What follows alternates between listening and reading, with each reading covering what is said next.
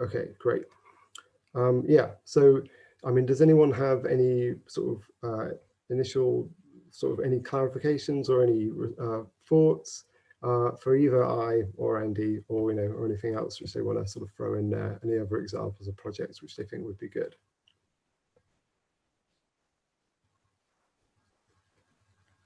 Curious, Toby, do you think of your project as an artwork?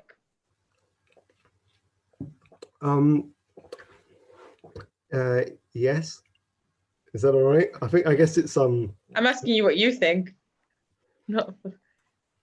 I guess, I mean, yeah, I would call it an art project, but I mean, it's deliberately designed not necessarily to look like art, so it doesn't sort of, so I guess, yeah, I want it to be as accessible as possible. But I mean, in terms of, I mean, it's an interesting question for me just because I'm literally writing the methodology section of my PhD. So this is kind of like, ultimately it's a research tool. So this isn't like preliminary Viva feels.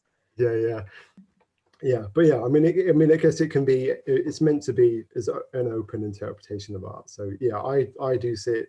As an artist, I make art. So yeah, it counts as art. I mean, some people have said to me this isn't art. So which we can argue about in more depth at another time.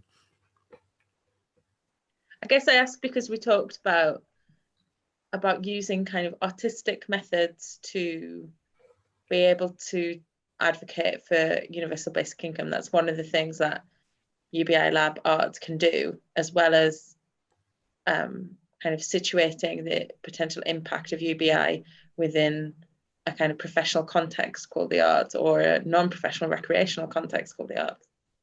And yeah, I was just thinking about that, like we can use methods that we associate with the skills of artists, or even with artworks, without them being necessarily artworks, which maybe frees us up a bit actually in terms of what we might do in a fun, good, useful way. Yeah, I totally agree with that.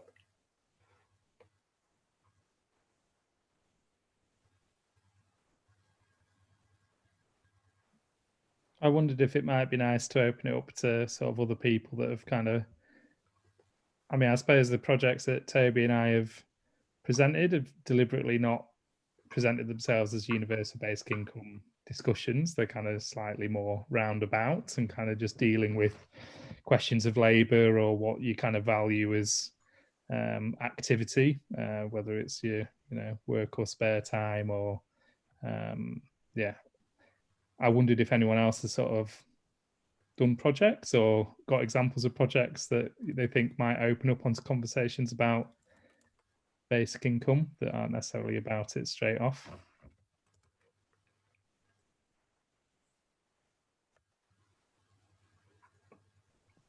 Linda, do you want to come in? Hi there. Yeah, I think it's a really interesting tool to open up the discussion because it is such an emotive issue. I mean, a lot of the relationship that our trade union has had with UBI has been around very sort of practical campaigning, sort of linking with other unions and lobbying MSPs and MPs about it, and also making the case amongst our membership. I mean, our first foray into sort of the links with UBI was through this booklet, with Annie Miller's booklet. I don't know if you've seen that. Yeah. Probably have, yeah. So kind of, Quaker. So yeah, we sort of did a lot of research and introduced the ideas around it in a discussion amongst our members. But I think it's, it's really interesting to have these different forms of opening up the discussion. I mean, that can be quite difficult when you come up against a sort of hard-nosed economist who's, knows every nuts and bolts about the pros and the cons, and obviously there's opinions on the left and the right, and very varying opinions amongst the trade union movement. Some trade unions very much anti-UBI, and some have obviously voted in favour of it, and then some unions who won't even discuss it as a topic. I don't know if our experience in Scotland is probably different from yours, because we've got 4 pilot schemes ready to go if it can get through all the sort of political and sort of fiscal hurdles. And a lot of the, the political parties up here are in support of UBI. there was last year or the year before, there was a cross-party group on culture in Scotland, did some research into how the arts could be funded, different models. And one of their recommendations is to explore the options around a universal basic income for artists. So the kind of scope of the debate is, I don't know, it's maybe very different from what you're experiencing down south. I don't know if you're all from out with Scotland, but it's, I think, you know, those ideas that you've showed us are brilliant. I think they're really interesting. Cheers, Linda. I think, go on, Ewan. Sorry, I didn't mean to cut you off there. Carry on. Thanks. I love the presentation. It's really good. I mean, when I'm thinking about UBI, I think Linda's really on point there when you're talking about, you know, the main thing that comes to mind is income, some kind of income equality or stabilizing income when we're talking about UBI. But there's lots of other arguments that we need to think about in terms of like improving life, really. I mean, how many people are doing bullshit jobs that they don't like? Really, it's that simple. You know, we could actually be doing things that are really meaningful and creative and inspiring. So I think it comes down to that really with UBI. And, you know, it took me a while to come around to actually, because, you know, obviously thinking about in a sort of neoliberal market economy, it's as much about how much you're paying in rent as it is about your income. Or you know, your costs. So like people look at in-work poverty in terms of costs after you've paid for your household, for example, whereas UBI wouldn't necessarily do that. So there's all sorts of arguments like saying UBI doesn't work for this reason and that reason. But I think if we think about it in terms of how many people do you know are doing bullshit jobs and don't want to do them and want to do something else instead that's more meaningful, and we can afford to do that as well. That's the way I like to look at it. So, and I think coming from an artistic perspective, like Andy and Toby are doing, it really sort of shows that straight away, because they really understand that part of it. So yeah, that's all I want to say. Cheers, Ian. I think they're kind of like, I mean, yeah, I agree. I think it's the sort of like the centering of the human in what's kind of can be quite a sort of dry discussion a lot of the time that very quickly just gets into sort of numbers and practicalities, which are obviously all very important. But I guess that's the other reason why, I mean, I guess when we were thinking earlier on about, well, is this a universal basic income propaganda group, or is it to kind of just kind of broaden that discussion a little bit and also bring in universal basic services or other things that would arrive at roughly the same kind of scenario where people get to spend their time in human activity that they enjoy and kind of find fulfilling, rather than kind of most of the day given away to someone else. So I mean, I kind of feel like the conversations that you can open up through an art project by kind of bringing in some questions about how people like to spend their time, what their kind of connection to their, you know, people around them and the place that they're in and their lives in general, kind of arrive at that quite quickly about, you know, well, this is this is how things could be better. And that's always a nice thing to sort of open up with art projects, I think. Yeah, I mean, I think that's the important thing, isn't it? But like the creative methods, or just, you know, actually working within the context of art means that we can, you can imagine alternatives, which, you know, if you're talking the political discussion, you're not able to get, you know, it's always arrives at how do you pay for that? How do you fund that? And how is it going to work in sort of other policies? Where, if you can use a more imaginative or what if scenario, which, you know, I mean, art enables you to have that critical distance from reality, then you can create the political will for something. So it's that whole sort of, you know, once there is the will, you know, the demand for the idea. And again, you know, there's this sort of sort of context about using a demand instead of just asking for something, which I think is useful. Once we've actually arrived at that bit, when this is something people actually want, then you figure out how to pay for it. You know, I think it's the same thing with like climate change and stuff like that, isn't it? So like we've got enough evidence to prove that it's happening, but we need to change it. But the political argument always is like, oh, it will cost this much money, it'll cost £1 trillion. It's like, well, what would it cost if we don't do it? And I think, yeah, again, that's where like art can help us sort of circumnavigate those ideological barriers.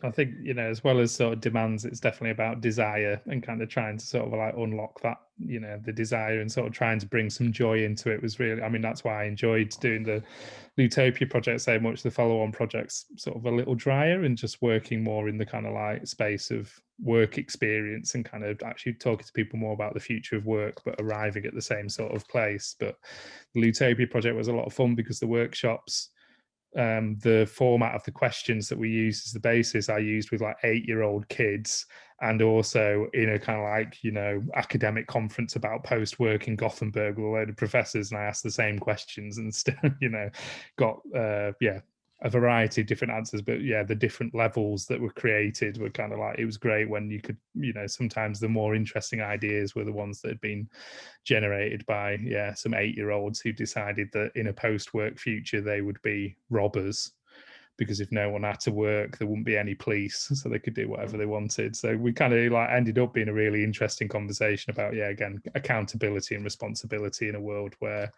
sort of work's not there, but led by 8-year-olds.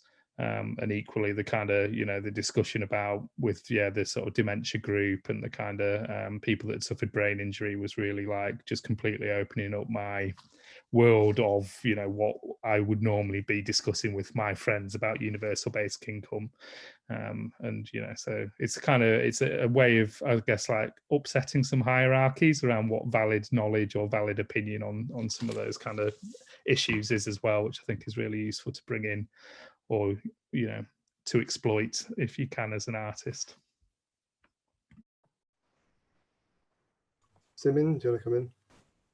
Yeah, I think I don't have too much new to add. I just kind of wanted to reiterate, like, for me, the most important thing is to get over the ideological barrier, because then it is just up to what works. And you can do a trial, and if it works, it works. If it doesn't, it doesn't. And it's something else will have to kind of take its place. But until there isn't a resistance to even trying, like, we're in a worse place than, like, that's the worst situation to be in than not having UBI being implemented, is that nobody wants anything to get anything for free. Like, that's more worrying to me in a way, that it's like we still have this kind of zero-sum game thing happening mentally without like necessarily having the kind of interpersonal conflicts that would necessitate it. Like, or you're actually competing for, you know, food in this limited environment. Like, maybe you are, but maybe you're two people living on the other side of the country, but you're still willing to argue about whether or not that person should get anything for free. It's troubling to me. So, like, I think the major thing is trying to get over that, and then to let the trials speak for themselves even when they happen. Yeah, totally. And I think the really nice thing about, well, the opportunity here for us with this being as part of the UBI Lab network now is there is that kind of connection back to, you know, if you unlock that desire and kind of like can point people towards an area, it's like, well, yeah, if you like the idea, then here's someone that's kind of, you know, doing that joining up. Because I missed out on that bit really with the Lootopia project, in the sense that, we kind of did these workshops with people, and I was really keen for there to be involved in that conversation, grassroots kind of campaigners and groups that might do that advocacy for something that was a bit more practical, but it was a gap. Whereas I kind of think if I was doing that project now, maybe, I don't know if there is a Luton lab, but there'd certainly be someone that we could sort of connect them up with. So it's kind of also allowing a bit more freedom and movement for the artist, because obviously you don't have to take responsibility for that practical implication of the idea. It's more like, oh, well, here's someone that could lobby for a pilot in your area. I think it's a really good opportunity. Yeah, I think that's important what Linda was saying earlier on about how it seems like Scotland, at least the government, is on board with trialing basic income there. It seems like the Welsh government are pushing for that now. The Welsh Senate has had a vote for it, and so it is really just like, and the UK, not the UK, England really holding us back in sort of these terms. But again, it's like, again, creating that desire and creating moving beyond those sort of conversations and everything. But I think you're right, Simeon, about that whole sort of zero-sum game element of it. And I think hopefully these kind of projects can be a way of getting people to think about how would basic income affect them personally. And that's something I've even found with talking with advocates or people who are interested in basic income. that moment when they realized that they would get it as well. And I was like, oh, you mean I'd get it? I mean, it's not just all the poor people who'd get it. It's like, no, everyone would get it. And it's like, all right, okay. And I think that's, again, it's that sort of, quite often, you know, basic income is framed as a way of relieving poverty or fixing sort of, you know, sort of these poverty situations, which it would do, I believe. But, you know, a lot of people just see it as that sort of, oh, it's for those people over there. It wouldn't mean that I could work less or I could do other things like that, which I think is, you know, a really important thing. And I think COVID has, you know, it's obviously exacerbated lots of inequalities, but it has meant that people have had to think about their lives in a different way. And I think if we can sort of harness some of the positive sort of outcomes of that. One of the things which I find really frustrating is, you know, the amount of times that people have sort of said, oh, I've realized now that it's sort of affected me, you know, now that my job has suddenly become precarious, but I would benefit from a basic income. I could retrain or do something else. I wouldn't have to go back to the job I didn't like anymore. And it's almost like that whole thing of like, you know, oh, you start supporting the NHS once you've had to start using it, but you wouldn't support it when you didn't think you were going to use it. But you know, that's a personal rant. I'll finish off there. Just before, I guess we're coming up to time now, so it would be great just to sort of to sum up with a few different bits and pieces. But I think Gilly wanted to say something else.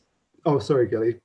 I'm not looking at the screen properly. It's just a really small thing about thinking about how different artistic disciplines communicate in different terms.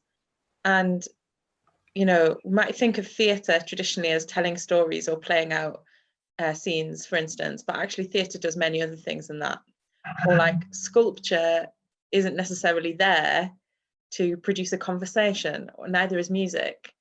And my field is dance and choreography, and people think that dance and choreography is all about like representing emotions or something, but it's not. It can exist on a much more material plane, or like a kind of a communication that has nothing to do with language whatsoever. And of course, human beings are able to communicate in lots of different ways that maybe we don't talk about very well. And I'm just like, I'm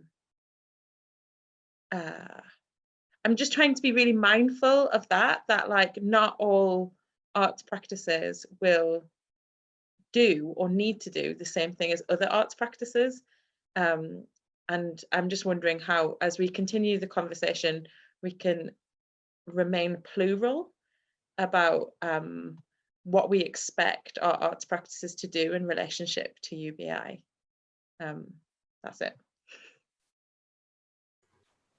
No, I think that's an excellent point. And I mean, I guess just to say that, you know, for me, dance and choreography, that's sort of, well, I'm not an expert, but it feels like it's an embodied sort of thing, which again, is a lot of the different practices which we're talking about can hopefully enable people to embody the experience instead of just looking at it from a distance, actually sort of take it into their own lived experience. But I might be tacking something on which isn't necessarily, but I think that's a really good point about, yeah, having this plural thing. And again, that's why it's important that the UBI Lab Arts isn't just visual artists, and it is sort of other people coming in. Again, I think we do have a wide range of people. I think maybe like Andy and I are the only potential visual artists or exclusively visual artists in the group tonight, at least.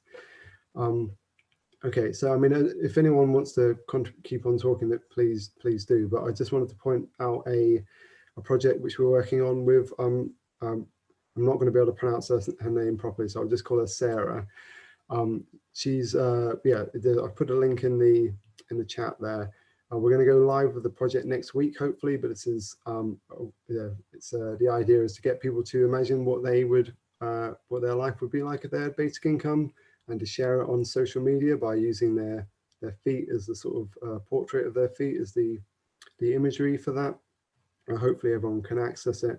But we'll start sort of pushing it out properly next week. But if anyone has any suggestions, or we're looking for a hashtag for that, something, you know, catchy and relatively simple and unique, which we can go across all the different social media platforms and stuff like that. But again, we're hopefully a project like this, because it's going to be participatory, will hopefully be able to reach beyond the kind of the basic income bubble which we might be operating in at the moment, or arts bubbles and stuff like that. Okay, there's a couple other things. So I don't know if Johnny's still there, but we're one of the things we'd like to do, or we're going to do, is have a takeover of the UBI Lab Networks blog. I'm not sure what we haven't got a fixed date or time scale for this just yet, and we've got a few people who have already contributed ideas for this. But if anyone knows anyone who'd like to write a short blog for basic income, about basic income from their perspective, that'd be great. It would be great to have I don't know if Craig's still there, to maybe get a Canadian sort of take on it, or hear from your perspective on that. But you have a to say something like that about the blog takeover. Yeah, so we've done it in a number of different ways now. So the Youth Lab did the first takeover. That was giving a lot of perspectives, but very much as using the blog as a platform to express different perspectives and opinions. So they don't all have to talk about basic income. They don't have to explain anything about basic income. There can be very much kind of, this is my story and this is how I've arrived at this position, and be very, very light to almost barely mentioning basic income at all, really. What we've done as it's evolved, because the Women's Lab did a takeover of the blog, and then the Wales Labs collectively, because there's a national Wales Labs and then 4 more localized labs in Wales, that actually turned into a 2-week-long takeover, because they actually reached out to other people. So they alternated it between content provided by people and written by people within the lab, and then they reached out and we had a politician, and we kind of did it either or. So they ended up with 6 politicians doing in the in-between ones, and about 8 blogs from the lab itself. So if there were specific people that we wanted to reach out to use this as an engagement tool, to get some kind of more widely known voices, that'd be really interesting. I think, to be honest, 2 weeks worth was a bit much, just because we kind of prepped 3 or 4 of them, and then when it got to it, everyone was going, oh, I haven't finished mine yet. Does someone else want to go before?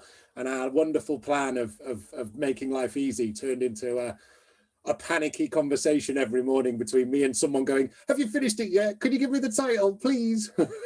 So perhaps 2 weeks would be a bit too long, but that's not to say that we have to start it and stop it at a point. A week long would be great, but obviously that offer is open at all times. So anytime you come across someone, don't feel like you have to check in. If you think they've got an interesting perspective, just use, it's your resource. It's all about resource. So just ask anyone you want to contribute at any point. But if we could get all of our ducks in a row, prepped and do a week-long takeover of the blog, that would be wonderful. The first one of each of those takeovers we've done, it was almost like a collective one. So sort of 200 to 300 words from each person, with a picture sort of saying what their interest in starting the lab was. So it puts that in context, and then sort of 5, 6, 7 to follow. And obviously I've said this to everybody, but I'm semi hoping that the Arts Lab might actually take it up. Obviously it doesn't just need to be 650 to 1,000 words. It can be anything. It's the internet. Can be video, can be like podcast. It's the internet, so we can put whatever you want on there as a blog post. That's great, thanks, Johnny. And again, I know that I'll send this information out on the mailing list, and I'm not sure if everyone is on the mailing list, but if you've signed up on Eventbrite, I'll add you to the mailing list, and then send all this information out again later on in the week. And I know we've already got maybe 4 or 5 people who are interested in doing something, but I think, yeah, that's a great idea. Maybe if we could start with one with a few people sort of giving their sort of short hot takes on it, and then branch out to a wider thing. Linda, do you want to? Yeah, sorry, just before I go, I just wanted to say that we've got a learning program which has a regular program of events and activities, and every so often they have like member meetups, and we have people to come and speak. So I don't know if any of you or any of the 2 contributors tonight would be interested in coming and doing that. I'd need to speak to the learning program coordinators to see if they could fit it in, but we're always looking for people that come and just kind of share what they've been doing. I think that'd be quite interesting. I'd need to check if we could see if there's any payment. We do like to pay people if we can, but so if anyone's interested, let me know, or I'll speak to the learning coordinators and see if they've got any spaces. Oh, that would be great. Yeah, I mean, I'm sure other people would be interested in doing that. So yeah, I'll drop you an email tomorrow, and we can sort of and then we could open it out to other people on the mailing list to see if they'd like to do that. Great. Okay. Well, I think we'll, it's 20 to 8 now, so we'll leave it there for now. But yeah, just to finish off, to say, if anyone wants to become a more active member of the group, please get in touch. At the moment, it's me and Andy doing everything, which is, we're happy to do, but there's sort of capacity issues and all that kind of stuff. And we do want to be as active as possible, especially I know that me and Johnny are the social media people at the moment, and I'm definitely not the most active social media person, so it'd be good to get some other people involved, but no pressure. Again, I'll put all this out in the email later on in the week. But yeah, just to say thanks very much to Andy for doing presentation, and thanks for everyone for coming along. It's been really great to get your feedback and see everything. And yeah, sorry if I've missed questions or whatever in the chat there. I guess it's just running out of time. But great. I'll leave it at that. I'll stop rambling. But yeah, thanks very much. Cheers for sorting it out, and very much to everyone for coming along as well. It's been a lovely chat. Thanks for organising. Yeah, cheers. Okay, see you all soon, hopefully. Thank you. Bye. Thanks, everyone.